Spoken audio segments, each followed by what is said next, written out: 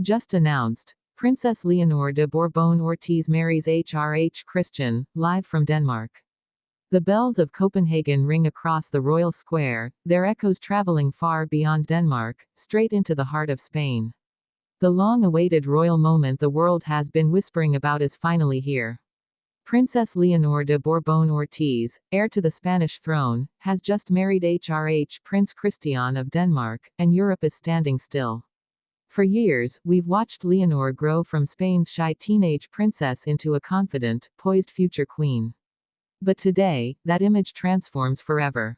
In one breathtaking moment, she has stepped into royal womanhood, not just as the daughter of King Felipe VI, but as the bride who has united two great European monarchies. Yet, behind the beauty, behind the diamonds and royal pageantry, there's something much deeper happening, something emotional, human, and historic. Let's start from the beginning. Emotional and powerful. Spain expected a royal wedding, elegant, formal, maybe even predictable. But no one expected this. As the cathedral doors opened, and Leonor appeared in a gown shimmering like morning light, even the most stoic royal watchers gasped. Cameras flashed, and for a second, the world seemed to pause. But then came the unexpected, the unmistakable image of King Felipe, Spain's dignified monarch, lowering his head, visibly overcome with emotion. He wasn't just a king in that moment. He was a father watching his daughter take her first steps into destiny. And that's when it became clear, this wasn't just another royal wedding. This was a turning point, the day the modern European monarchy redefined what love, duty, and future look like in 2025. The story begins. The royal ceremony took place in the grand halls of Christiansborg Palace, a setting dripping with symbolism.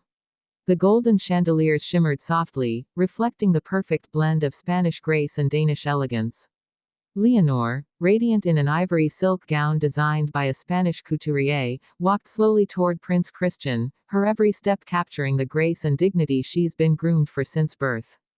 Her veil, embroidered with symbols of both nations, seemed to dance with every breath of air. And when their eyes met, silence filled the palace. It wasn't rehearsed. It wasn't polished. It was real. This was a love story that had bloomed behind palace walls, two heirs, two nations, two futures now intertwined in one shared promise. As she reached the altar, Christian whispered something softly, a line that cameras didn't catch, but every lip reader online tried to decode. "You are my home now." And that moment broke the internet. The emotion behind the ceremony. Queen Letizia, graceful as ever, held her composure, but the emotion was unmistakable. Her eyes glistened as Leonor took her vows, and behind her, Sofia, Leonor's younger sister, smiled through tears. Across Spain, the reaction was instant. Millions watched from plazas, bars, and homes. The Spanish flag fluttered from balconies, and the air buzzed with pride and nostalgia. News anchors called it the wedding that healed a kingdom. For King Felipe, it was personal. As he handed Leonor's hand to Christian, cameras captured the moment he paused, his voice trembling just slightly, saying words that would be replayed across every network in Europe. "Take care of her, as I have, and she will take care of you, and of your people."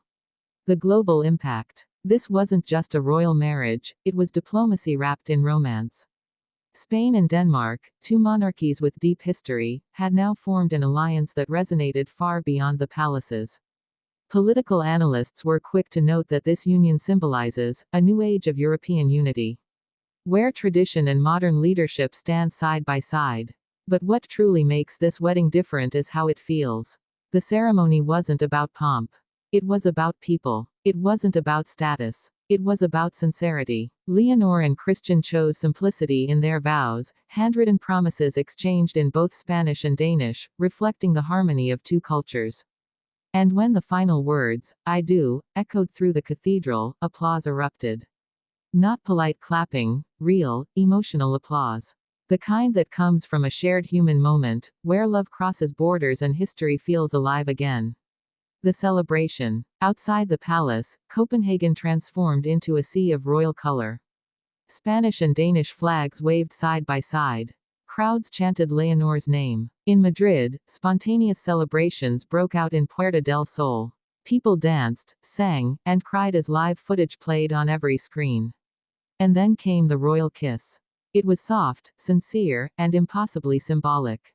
The crowd roared as the bells of Denmark's oldest cathedral rang once again, louder this time, as if to announce not just a union, but a new royal era. Behind the scenes, every detail told a story. The flowers, a mix of Danish white roses and Spanish olive branches, symbolized peace and renewal. The music, a fusion of Spanish classical strings and Danish choral harmonies, represented unity through sound. And Leonor's tiara, originally worn by Queen Sophia in her youth, was reimagined with modern artistry, a nod to continuity and evolution. Even the reception carried emotion. During the first dance, King Felipe and Leonor shared a moment that felt almost cinematic. As they moved across the ballroom floor, his words were caught by one close microphone. "You've made Spain proud, my daughter." It was a sentence that millions of Spaniards will never forget. Chained curiosity loops, what comes next? But here's the question that now grips the world. What does this mean for the future of Spain's monarchy? With Leonor stepping into her new role not just as a princess, but as a global royal figure, Spain finds itself at a crossroads, between tradition and transformation. Can she carry the weight of expectation? Can she bring modernization to the monarchy without losing its essence? One thing is certain, she's already begun. Reports from inside the palace suggest that Leonor plans to take on more diplomatic duties once she returns to Madrid. Insiders say her first initiative will focus on youth education and cultural diplomacy, a direct reflection of her vision for a modern, people-centered monarchy.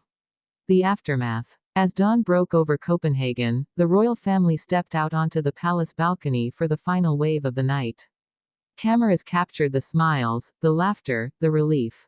Spain, still awake, erupted in applause through television screens.